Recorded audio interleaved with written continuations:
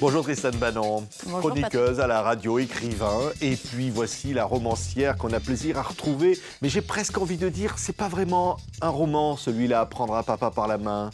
C'est un roman d'autofiction, ce mot qui fait peur à tout le monde et que j'adore.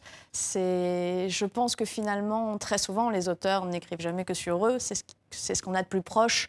Et d'écrire des sentiments qu'on connaît, c'est quand même encore ce qu'il y a de mieux. Après, faut-il encore avoir l'impression que notre petite histoire touche une histoire plus grande que la nôtre? Et c'est pour ça que j'ai voulu écrire ce livre. Oui. C'est parce que je pense que ma petite histoire était révélatrice d'une grande histoire qui touche beaucoup de femmes Oui, vous vous et d'hommes. demandez, mais au fond, qui a dit qu'on ne choisissait pas ses parents? Vous avez l'impression qu'on les choisit vraiment? C'est surtout que j'ai l'impression que la société a beaucoup changé et qu'on voit de plus en plus de formes de famille éclore. Et j'ai voulu questionner ce problème de savoir qu'est-ce qu'un père, finalement. Est-ce que c'est quelqu'un par lequel on est lié par des liens du sang, ou est-ce que c'est quelqu'un par lequel on est lié pour des vraies raisons d'amour et d'éducation et de transmission de valeurs?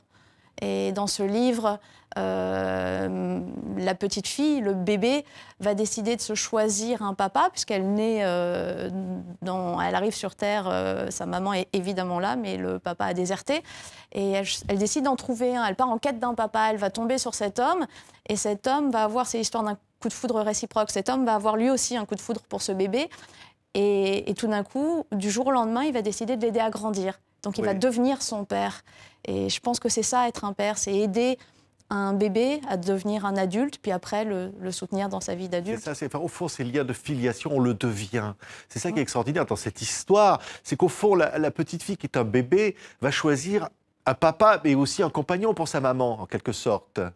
Au départ, elle cherche surtout un compagnon pour sa maman. Au départ, elle cherche un papa pour sa maman. Elle ne comprend pas bien comment ça fonctionne, tout ça. Elle comprend qu'il manque quelqu'un, mais elle se dit que pour elle, tout va très bien.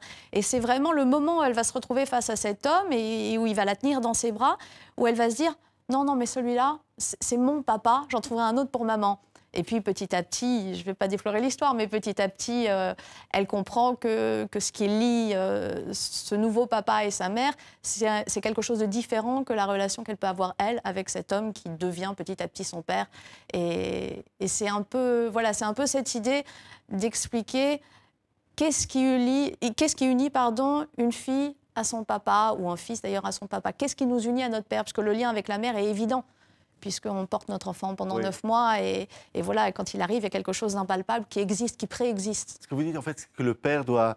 En plus, c'est ce lien, c'est plus que la filiation, c'est de l'amour, finalement. C'est de l'amour et c'est une construction qui va se faire petit à petit. Je pense vraiment qu'on devient père. C'est pas quelque chose qui est évident tout de suite.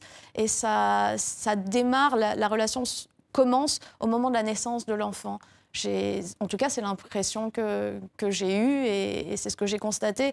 C'est-à-dire qu'au moment où l'enfant arrive, l'homme réalise tout d'un coup qu'il est père et il va devenir père petit à petit. Il va accompagner cet enfant, il va vivre les premières dents, il va vivre les premiers cris, il va vivre les premiers mots. Et c'est ça qui va faire qu'il est père. Oui. Et qu'il est aussi le compagnon de la maman. C'est qu'au fond, c'est à trois que ça se passe. C'est ça qui est formidable. Alors là, dans cette histoire-là, la famille va vraiment s'auto-construire, parce que très souvent, en tout cas quand tout se passe bien, on va dire très souvent il est le compagnon de la maman avant de devenir le père.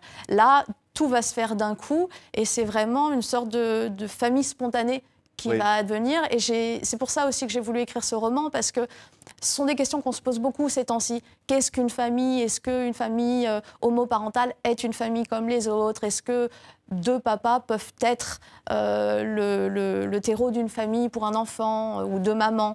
Et je pense, et en tout cas j'ai voulu démontrer avec ce livre, que véritablement, ça paraît impensif que de le dire, mais du moment qu'il y a de l'amour qui unit tous les liens d'une même famille, c'est une famille. Oui. C'est évidemment une famille. Et on voit aussi dans ce livre qu'au fond, l'enfant est l'acteur de la construction de cette famille. Et le ciment, c'est ce qui va maintenir cette construction, c'est le fait qu'effectivement, il y a un enfant, ça n'est plus juste un couple, ça devient une famille et chacun est interdépendant de l'autre. Et c'est une vraie question qui m'interrogeait, puisque moi-même, j'ai très peu connu mon père. Je l'ai rencontré consciemment, en tout cas assez tard. Et ça ne m'a absolument rien fait. Quand vous avez rencontré votre père pour la première fois, quand j'ai rencontré mon père pour la première fois consciente, parce que sans doute que je l'avais vu toute petite, mais je ne m'en souvenais pas, ça ne m'a rien fait. J'ai eu l'impression d'être face à un étranger. Et je me suis posé cette question. Je me suis dit, mais c'est censé être ton père et ça ne te fait rien. Comme si finalement ces liens du sang, ils ne voulaient rien dire tout d'un coup.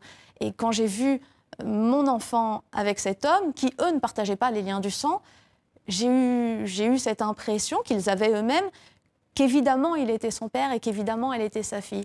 Et c'est là où je me suis dit, il y a quelque chose à travailler là-dessus, il y a quelque chose à expliquer qui veut dire que forcément ça ne peut pas passer que par les liens du sang. Et dans le roman, je fais dire à un des personnages qui essaye de réconforter la maman qui vient de se faire plaquer quand même. Hein. Et elle lui dit, tu sais, il y a des hommes qui sont faits pour faire des enfants et des hommes qui sont faits pour être pères. Parfois, ces deux hommes sont réunis dans la même personne, parfois pas.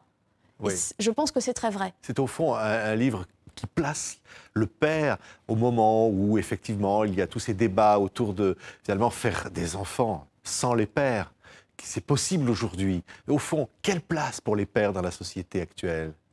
Elle est devenue prépondérante. C'est aussi un hommage que j'ai voulu rendre au père, d'ailleurs, dans ce livre, parce qu'au-delà du problème de la filiation, j'ai découvert en élevant ma fille, en allant à la crèche, enfin voilà, en faisant toutes ces choses-là, qu'il y avait de plus en plus de pères qui étaient ultra présents auprès de leurs enfants. Et j'ai l'impression que c'est quelque chose de très nouveau. J'ai réentendu il n'y a pas longtemps une interview d'Elisabeth Badinter, je crois que c'était pour France Télévisions, qui ne s'appelait pas France Télévisions, où elle disait que les hommes avaient déserté leur rôle de père et qu'ils ne faisaient pas le job. Il me semble me souvenir qu'elle utilise ce terme, ils ne font pas le job. Parce que c'était vrai, dans cette génération, les hommes n'ont pas fait le job, en tout cas peu l'ont fait. Ils étaient très peu présents dans l'éducation de leurs enfants. Et j'ai l'impression qu'aujourd'hui, ça s'est complètement renversé. Le père est une mère comme les autres. Enfin, je les vois donner le biberon, se lever au milieu de la nuit, aller chercher leurs enfants à l'école, à la crèche, enfin, les accompagner aux activités. C'est extraordinaire de voir cette évolution qu'il y a eu dans ce rôle-là. Oui, et vous-même, Tristan, vous vous êtes construit l'image d'un père à travers, finalement, la relation avec votre propre enfant. En tout cas, j'ai pris conscience de ce que je n'avais pas eu et je me suis dit que c'était merveilleux que ma fille puisse l'avoir, alors que quand elle est née, ce n'était pas évident. C'est une chance. Oui, c'est une chance merveilleuse. C'est une chance merveilleuse parce que je pense que c'est... S'il y a une chose qui m'a manqué en y réfléchissant dans le fait de, quelque part, ne pas avoir de père, c'est cette confiance en soi qu'on a et qui, je pense, quand on est une petite fille, nous est donnée par le regard que le père porte sur nous. On est sa princesse. Et j'ai jamais été la princesse d'un homme et je pense que ça s'en est beaucoup ressenti dans mon manque de confiance en moi. Et je suis heureuse de voir que ma fille, elle va avoir ça. Et je pense que c'est une force dans la vie. Merci beaucoup, Tristan Banon. C'est un beau Merci livre. à vous. Prendre un papa par la main, publié chez Robert Laffont, votre roman autofiction qui touche tout le monde, qui peut interpeller tout le monde. Merci, Tristan Banon. Merci beaucoup.